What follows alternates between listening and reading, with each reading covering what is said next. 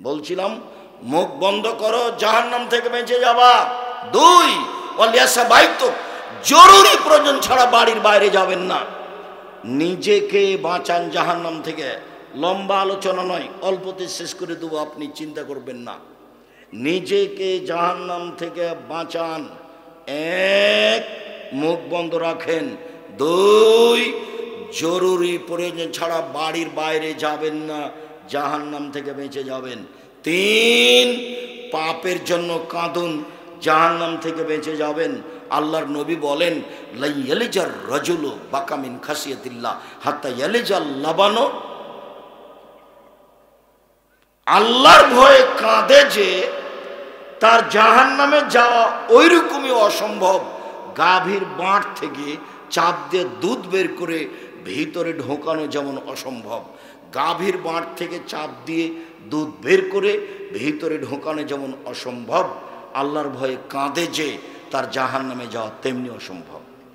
এই 3টা কাজেই জাহান্নাম থেকে বেঁচে যাবেন। পরিবারকে জাহান্নাম থেকে বাঁচানোর 1 নম্বর পথ, এই ছেলে থামো, আমি একেবারে কাছাকাছি চলে এসেছি। জাহান্নাম থেকে পরিবারকে 1 নম্বর কাজ বাঁচানো, শিক্ষা দেওয়া। 2 নম্বর কাজ শিষ্টাচার শিখিয়ে দেওয়া। রাসূল সাল্লাল্লাহু আলাইহি সাল্লাম বলেছেন নবীগণের বৈশিষ্ট্য 10টি। তার একটা বৈশিষ্ট্য হলো নখ কেটে ফেলতে হবে, দাড়ি বড় করতে হবে, মোচ কেটে ফেলতে হবে, চাঁচা হবে না, বগলের লোম উঠিয়ে ফেলতে হবে, পুরুষ নারী একই হুকুম, ব্লেড ব্যবহার করা যাবে না। নিচের লোম পরিষ্কার করতে হবে, ঊর্ধ্বে টাইম 40 দিন, পুরুষ নারী একই হুকুম, যেভাবে সহজ, যেভাবে সম্ভব, যেভাবে সাজে। এগুলোর নবীগণের বৈশিষ্ট্য শিষ্টাচারে আসতেই হবে, তাহলে আপনার জন্য জাহান্নাম থেকে বেঁচে যাওয়া সহজ হবে। যখন জাবের রাদিয়াল্লাহু তাআলা আনহুকে আল্লাহর নবী বললেন যে এখানে থামেন, আমরা সকালে বাড়ি যাব, তখন জাবের বললেন আমি নতুন বিবাহ করেছি, আমাকে বাড়ি যেতে অনুমতি দেন। তখন আল্লাহর নবী বললেন জাবের তুমি কুমারী মেয়ে বিবাহ করেছ না তালাক প্রাপ্তা মেয়ে বিবাহ করেছ? তো জাবের বললেন আল্লাহ নবী আমি তালাক প্রাপ্তা বয়সের মেয়ে বিবাহ করেছি, যার বয়স একটা পর্যায়ে চলে গেছে। তো তুমি কুমারী মেয়ে কেন বিবাহ করলে না? তখন আল্লাহ রসুলকে জাবের বলছেন আল্লাহর নবী আমার আব্বা উহুদের যুদ্ধে শহীদ হয়েছেন 9 জন মেয়ে রেখে। আল্লাহর নবী আমার আব্বা উহুদের যুদ্ধে শহীদ হয়েছেন 9 জন মেয়ে রেখে। ও আকরাহ আন আতাজাওয়াজা মিসলাহুন্না, আমার 9 জন বোনের সমবয়সের মেয়েকে আমি বিবাহ করা পছন্দ করিনি। আমার 9 জন বোনের সমবয়সের কম বয়সের মেয়েকে আমি বিবাহ করা পছন্দ করিনি 4টা কারণে। 1 লে তুয়াল্লেমাহুন্না, আমার স্ত্রী যেন আমার বোনদেরকে বিদ্যা শিখাতে পারে। 2 বলে তুয়াদ্দেবাহুন্না, আমার স্ত্রী যেন আমার বোনদেরকে শিষ্টাচার শিখাতে পারে। 3 বলে তুরাজ্জালাহুন্না, আমার স্ত্রী যেন আমার বোনদের মাথার চুল চিরুনি করে সাজগোজ করে রাখতে পারে। 4 বলে তাকুমা আলাইহিন্না, আমার স্ত্রী যেন তাদের উপরে পাহারা দিতে পারে। 4টা কারণে আমি কম বয়সের মেয়ে বিবাহ করিনি। তার 1 নম্বরে আছে বিদ্যা। আপনি যদি আহাল পরিবারকে বিদ্যা শিখান তাহলে আহাল পরিবার জাহান্নাম থেকে বাঁচবে। 2 তাদের যদি শিষ্টাচার শিখান, কেউ তো বুঝে না শিষ্টাচার কী জিনিস, কেউ তো বুঝে না আদর্শ নিয়ম নীতি কী জিনিস, থাকে খাই পশু প্রাণীর মতো। 1 মিনিট, যে আব্দুর রহিম বলল না যে আমি ফিলিস্তিনিদের যখন খাদ্য দিচ্ছিলাম, তো একদিন খাদ্য বিতরণের সময় আমি ছিলাম মিশরে।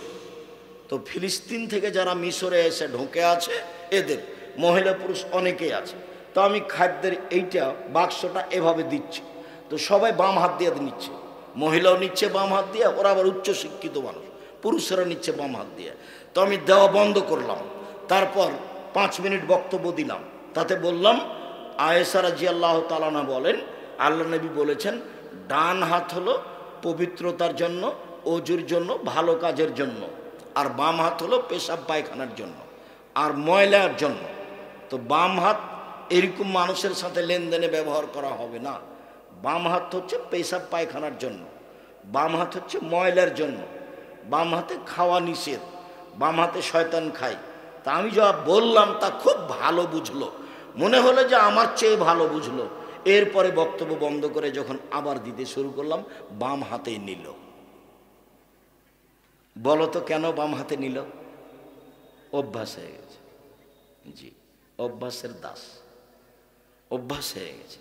তুমি বাড়িতে ঢুকতে সালাম দিয়ে ঢুকতে শরম পাচ্ছ, আসসালামু আলাইকুম এইটুকু বলতে শরম পাচ্ছ, এটা একটা শরমের ব্যাপার হয়ে গেছে।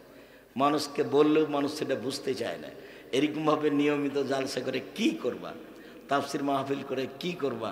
শিষ্টাচারের পরিবর্তন হলো না, সলাৎ শুরু করতে পারলে না, আদব কায়দা পরিবর্তন হলো না, প্যান্টটা এখনো নিচেই থাকলো। তোমার মা তোমার ভাইকে যখন পাঞ্জাবিটা প্যান্টটা পরালো তখন বাম পায়েরটা আগে ঢোকালো, জুতাটা বাম পায়েরটা আগে ঢোকালো, জামাটা আগে বাম হাত আগে ঢোকালো। তো তোমার মা কি শিখলো? শিষ্টাচার কাকে বলে? তোমার মা নাকি মহিলাদের বৈঠকে বসে, বুবু এই করিও না বুবু, বুবুর বৈঠকে বসে।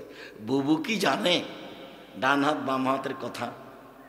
বুবুর কি এসব হাদিস মুখস্থ আছে? বুবু এরকম বৈঠক করা হবে না বুবু। মুহাম্মদ সাল্লাল্লাহু আলাইহি সাল্লাম নিজে গেছেন, মহিলারা যখন বলল পাশে বসে, তারা দিন ধর্ম জেনে নিল। আমরা মহিলা মানুষ আপনার পাশে বসতে পারি না, আমাদের দিন ধর্ম জানার কি হবে? তখন আল্লাহ রাসূল বললেন, তোমরা অমুকের বাড়িতে দিন নির্ধারণ করে বসবা, আমি মুহাম্মদ সাল্লাল্লাহু আলাইহি সাল্লাম সেখানে গিয়ে তোমাদের দিন শিখাবো। ওই সময় আল্লাহর নবী বললেন, আমি আয়েশাকে পাঠাবো। মহিলা মানুষ এই জেলা ওই জেলা এখানে ওখানে যেতে হবে দিন প্রচার করতে, তা নয়। স্বামীকে মেনে চলতে হবে, বাড়ির জিনিস দেখাশোনা করতে হবে, বাচ্চাকে পরিপাটি রাখতে হবে, বাচ্চাকে সাজগোজ করে রাখতে হবে, শিষ্টাচার শিখাতে হবে। বাচ্চা একটু যখন কিছু করেছে তখন একবার এই শয়তান এ মরা এ গাঁঠা, কিভাবে যে গালি দিল তার কোনো শেষ নাই। ও নাকি এই জেলায় ওই জেলা দিন প্রচার করে বেড়ায়। শিষ্টাচার তার কাছে আছে? শিষ্টাচার কিনা পাওয়া যায়? ধর্ম কি রাজশাহী চাঁপাইনবাবগंजের হাওয়াই লাড্ডু? दोनों हाथ में लड्डू है जो चाहे उसको खा ले, जो चाहे उसको छोड़ दे। বলি হিসাব একজন মানুষের আদর্শ নিজের ভিতরে নিয়ে আসতে হবে, যার নাম মুহাম্মদ সাল্লাল্লাহু আলাইহি সাল্লাম। পৃথিবীর কোনো মানুষের আদব কায়দা নিয়ম কানুন চলবে না, শুধুমাত্র মুহাম্মদ সাল্লাল্লাহু আলাইহি সাল্লামের চলবে। আল্লাহর নবী আর সব কিছু তো শিখিয়েছেন, পেশাব পায়খানার নিয়মটা শিখিয়েছেন। সালমান ফার্সিকে যখন বলা হলো, এই শোনো, আরে তোমাদের নবী নাকি বড় মানুষ, তার কাছে নাকি জিবরাইল আছে, তোমাদের নবী পেশাব পায়খানার কথা শিখায়, এটা কথা হলো? বড় মানুষের কাজ এত ছোট কাজ হবে? পেশাব পায়খানার কথা শিখায়? তখন সালমান ফার্সি বলছেন, জি হ্যাঁ, নাহারা রাসূলুল্লাহ সাল্লাল্লাহু আলাইহি সাল্লাম নাস্তাকবিলাল কিবলাতা লিগাইতিন ওয়া লিবাউলিন। আল্লাহর নবী আমাদেরকে নিষেধ করেছেন, পৃথিবীর মানুষ শুনে রেখো, পেশাব পায়খানার সময় কেবলার দিকে মুখ করো না, কেবলার দিকে পিছন করো না। এই কেবলার বিষয়টা হলো পেশাব পায়খানায় কিভাবে নরনের উপরে দেবীনগরে চাঁপাইনবাবগঞ্জে চলে এসেছে, পা নাকি কেবলার দিকে করে শোয়া যাবে না। আজ থেকে সব খাট পা হবে কেবলার দিকে। আমি একদিন নাটোরে বক্তব্যে ছিলাম, তো একজন মাওলানা এসে বলছে যে এর বক্তব্য শুনবো, কেবলার দিকে পা করে শুতে আছে। এই কথা আমাকে বলছে। সর শিষ্টাচার হলো ডান কাতে, সর শিষ্টাচার হলো ডান কাতে। অজু করে আসবেন, ঘুম ভেঙে গেলে যা চাইবেন তাই হবে, রাত 10টায় ঘুমাবেন। শিষ্টাচার কথা তো অনেক ছিল। শিষ্টাচার, আল্লাহ নবী এশার সালাতের পরে কথা বলা ঘৃণা করতেন, শিষ্টাচার। আল্লাহ নবী এশার সালাতের আগে ঘুমিয়ে যাওয়াকে ঘৃণা করতেন, শিষ্টাচার। এশার সালাতের পরে গল্প করাকে ঘৃণা করতেন, শিষ্টাচার। এশার সালাতের আগে ঘুমিয়ে যাওয়াকে ঘৃণা করতেন, শিষ্টাচার। ডান কাতে হাতটা কাঁধের নিচে গালের নিচে রেখে শুয়ে যেতেন, বলতেন আল্লাহুম্মা আসলামতু নাফসি ইলাইকা ওয়া জাহাতু ওয়াজহি ইলাইকা ওয়া ফাওয়াজতু আমরি ইলাইকা ওয়া জাহাতু জাহরি ইলাইকা রাগবাত রাহাবাতান ইলাইকা লা মালজা ওয়া লা মানজা মিনকা ইল্লা ইলাইকা আমানতু বিকিতাবিকা আল্লাযী আনজালতা ওয়া নাবিয়িকা আল্লাযী আরসালতা। এই দোয়া পড়ে আল্লাহর নবী শুইতেন। এই ছেলে, তোমার মাকে জিজ্ঞাসা করিও তো কোনটা দোয়া পড়ে সয়। আল্লাহুম্মা বিসমিকা আমুতু ওয়া আহইয়া, সেটা চলে তো। যে আদর্শ দিয়ে বাড়িতে এটা বলে না কেন? আল্লাহুম্মা বিসমিকা আমুতু ওয়া আহইয়া ওই হাদিসে ডান কাত নেই, ওই হাদিসে অজু করে শুইতে হবে এই কথা নেই। এই হাদিসে আছে, যে হাদিসে এই দোয়া আছে। তোমাকে মুখস্থ করতে হবে 24 ঘন্টায়, আগামীকাল সন্ধ্যা হতে হতে। আর তোমার আব্বা ভাইজান আপনাকে মুখস্থ করবার জন্য 7 দিন সময় থাকলো। 7 দিনের মধ্যে তোমার মার জন্য 7 দিন, আর তোমাদের জন্য আগামী সন্ধ্যা পর্যন্ত। বই হলো দোয়ার বই, সলাতের বই, যে এটা দিবা সেটা। তোমরা আবদুল্লাহর বই পড়ো, আবদুল্লাহর বই পড়ো আমিও ভালোবাসি, আবদুল্লাহর বক্তব্য আমিও মন দিয়ে শুনি। আজকে আব্দুর রহিম যে সব বিষয়ে কথা বলছিল, আমিও তো সাদকার দানের কথা বলেছি, কিন্তু এইগুলো তো বলিনি কোনোদিন। এইভাবে তো আমি বলিনি, আমি তো এভাবে বুঝতে পারিনি। আমার দানের হাদিস মুখস্থ আছে, বলেছি, অনুবাদ করেছি, ছেড়ে দিয়েছি। খায়ের আমরা খুব ভালো লাগছিল শুনতে, দান কি উপকার করে, কি ক্ষতি করে, কি লাভ করে, সেগুলো বিশাল বিশাল বুখারীর 2টা হাদিস ঘটনাতে আমরা জানতে পারছিলাম। ওই যে যাদের বাগান হারিয়ে গেল, ওর বাপ দান করত, ওর ভাইরা এখন দান করবে না, তো রাতে গেছে ফল পাড়তে, কে যেন না দেখে, তো দেখছে যে গাছই নাই, গাছই গেছে, তো দান করবে না, তো গেছে সব। আর এই লোকটা রাস্তায় হাঁটছে, বুঝতে পেরেছিলে কিনা, রাস্তায় হাঁটছে, কি ব্যাপার? মেঘের মধ্যে বলছে অমুকের বাগানে পানি বর্ষণ করো, এই মেঘ অমুকের বাগানে পানি বর্ষণ করো। অমুক মানে আহমাদের বাগানে নাম উল্লেখ হয়েছে। চিন্তা করছেন, হাঁটছে রাস্তায় পথিক, ঘটনা কিরে মেঘের ভিতরে এরকম কথা কেন? তো ওই মেঘটা যেতে যেতে রাস্তার ধারে জায়গাতে বর্ষণ হতে লাগলো। তো ওখানে গিয়ে দেখছে একটা লোক জমি চাষ করছে, এদিক ওদিক পানি ঠেলাঠেলি করছে, এদিকে ওদিকে নিয়ে যাচ্ছে। আপনার নাম কি? আমার নাম এই। ও, ওই তো মেঘের যে নামটা হয়েছে সেটাই তো এটা। আপনি কি করেন আপনার জমি চাষের ব্যাপারে? বলে যা হয় তার 3 ভাগের 1 ভাগ দান করে দিই, 3 ভাগের 1 ভাগ খাই, আর 3 ভাগের 1 ভাগ দিয়ে জমি চাষ করি। হ্যাঁ ঠিক, এই যে ঠিক করেছে। এই জন্যই উপরে মেঘে বলা হচ্ছে যে অমুকের জমিতে গিয়ে তোমার পানি বর্ষণ করো। হাদিস তো বুখারী মুসলিম। দান ইবাদত আমরা বুঝতে পারি না, সেই জন্য করতে পারি না। বলছিলাম সম্মানিত দিনী ভাই বোন, আমরা আলোচনার শেষে চলে আসি। শেষে চলে এসে শিষ্টাচার হিসাবে আপনাকে যেটুকু বলে যাচ্ছি, প্রত্যেকটা কাজে মুহাম্মদ সাল্লাল্লাহু আলাইহি সাল্লামের শিষ্টাচার নিয়ে আসতে হবে। ঘুমাবেন ডান কাতে, উঠবেন দোয়া পড়ে, ঘুমাবেন দোয়া পড়ে, টয়লেটে যাবেন দোয়া পড়ে, বের হবেন দোয়া পড়ে, জুতার স্যান্ডেল পরবেন ডানেরটা পরবেন, খুলবেন বামেরটা খুলবেন, জামাটা গায়ে দিবেন ডান হাত, প্যান্টটা পরবেন ডান পা, পায়জামাটা পরবেন ডান পা, চুল মাথার চুল যখন ছুটু করা কাটা শুরু করবেন তখন নাপিতকে বলবেন ডান দিক থেকে শুরু করো, সব কাজ ডান দিক থেকে।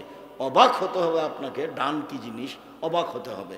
একদিন আল্লাহর নবী 1 গ্লাস পানি পান করার পরে বাকি পানিটুকু দিয়ে দিতে চাচ্ছেন, তো ডান দিকে আছে ছোট ছোট ছেলে, আর বাম দিকে আছেন উমর, আবু বকর সিদ্দিক, বড় বড় মানুষ। তো এখন আল্লাহর নবী ছোট ছোট ছেলেগুলোকে বলছে, বুখারী মুসলিমের হাদিস, এই শোনো, তোমরা তো ছোট ছোট ছেলে, তোমরা যদি অনুমতি দাও আমাকে, তাহলে আমি গিলাসটা একটু আবু বকর সিদ্দিক উমরকে দিয়ে দিই। তখন ছোট ছেলেগুলি বলছে, জি না, আমাদের যেটা সুযোগ সেটা অন্যকে দেব না আমরা। তো আল্লাহ রাসূল বললেন, ঠিক আছে নেও। আপনি বুখারী মুসলিমের এই হাদিসে কি বুঝলেন? বুঝলেন যে মুহাম্মদ সাল্লাল্লাহু আলাইহি সাল্লাম তার নিজের নীতির উপরে নিজেই জিম্মি। না, বুঝা গেল না কেন? এই নিয়ম কানুন তার নিজের তৈরি করা নয়। এই নিয়ম কানুন কার তৈরি করা? আল্লাহ। যার কারণে উনি ছোট ছেলেগুলিকে বলছে আমাকে একটু অনুমতি দাও না। এত বড় মানুষকে অনুমতি চাইতে হবে এই ছোট দুধের বাচ্চার কাছে?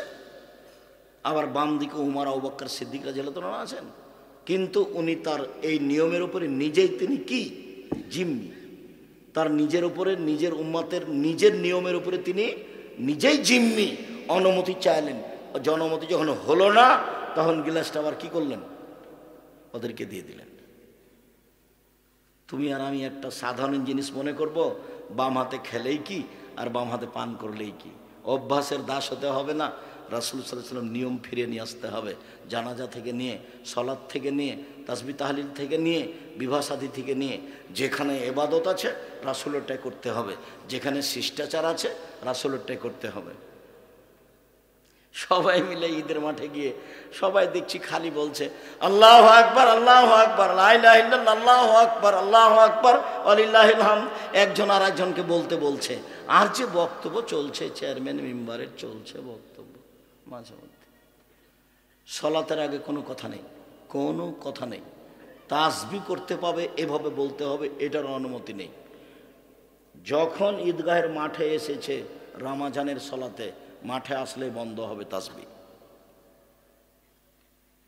আর কুরবানি হলে 13 তারিখ পর্যন্ত চলবে, আসর পর্যন্ত বা সূর্য ডুবা পর্যন্ত, 1 তারিখ থেকে 13 তারিখ পর্যন্ত।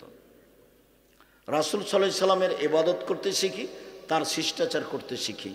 যারা তোমরা আছো ছেলেরা, যারা তাফসির মাহফিল করছো, আমার পক্ষ থেকে একটা পরামর্শ থাকছে, যাদেরকে নিয়ে আসবা তাদেরকে বিষয় উল্লেখ করে দিবা। 15 দিন আগে 5টা আয়াত দিও না, আয়াতের ও কি বুঝবে? ও আয়সা বলবে যে অর্থ না জানলে কোরআন মাজিদ পড়া হবে না। তো অর্থ তো নিজেও জানে না, ওর বাপও জানে না। বড় বড় পৃথিবীতে মুফাসসির যারা, তারাও অস্পষ্ট রেখেছেন, আল্লাহ আলাম, আল্লাহ ভালো জানে। তো উনি যে বললেন যে না বুঝে কোরআন মাজিদ পড়া হবে না, তো উনি তো তর্জমা জানেন না। বুঝুক আর না বুঝুক, পড়তে পারলে অক্ষর প্রতি 10 নেকি হবে, এটাই ঠিক। ছেঁচড়া মেচড়া করে চাঁপাইনবাবগঞ্জের ভাষাতে, গ্রামের ভাষাতে কি, ছেঁচড়া মেচড়া করে যদি পড়তে পারে তাহলে ডবল নেকি পাবে। পড়তেই হবে, ভালো করে পড়তে পারলে 10 নেকি হবে, আর ছেঁচড়া মেচড়া করে পড়লে 20 নেকি হবে। সম্মানিত দিনী ভাই বোন, আমি আপনাদেরকে রাসূল সাল্লাল্লাহু আলাইহি সাল্লামের আদর্শ অনুযায়ী চলার অনুরোধ জানিয়ে, পরিবারটাকে সুন্দর করার অনুরোধ জানিয়ে, আর 5 ওয়াক্ত সালাত যে কোনো মূল্যে 5 ওয়াক্ত সালাত আদায় করতে হবে, এটা জোরালো দাবি রেখে আজকের মতো কথা এখানে শেষ করছি। আর বই পুস্তক আছে, হাতের বামে আছে স্টেজে, ও প্রশ্ন উত্তর আছে। 1 গ্লাস গরম পানি দাও তো। এই ছেলে, বই আছে, আল ইতেশাম পত্রিকা আছে, সবাইকে নিয়ে যেতে